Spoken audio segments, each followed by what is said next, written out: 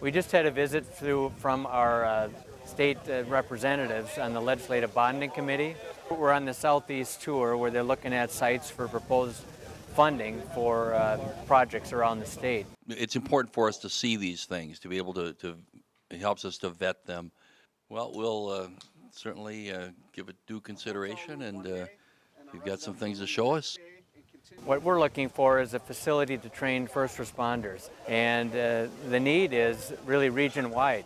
We had representatives from Washington County Sheriff's Office, Dakota County Sheriff's Office, as well as many law enforcement agencies all have trouble finding places to train.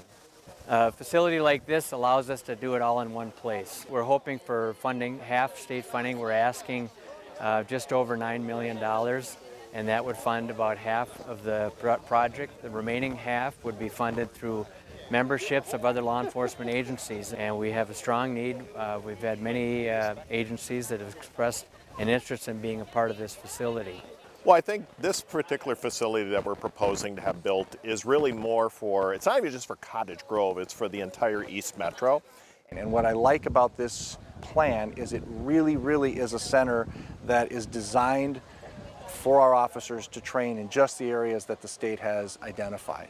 For de-escalation, we have a classroom space that we can do implicit bias diversity training. We've got a range, of course, where we can shoot, and we have a virtual simulation room where we can put officers in situations that are incredibly difficult, but in a safe environment, so that when they see those same situations on the street, they're in a good place. Several years ago, the state legislature did appropriate $1.46 million for the pre-design and architecture and engineering.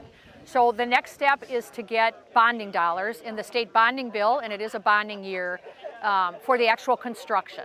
Ideally, if it were to be funded this session in 2018 through the state, we'd look for an opening around January of 2019.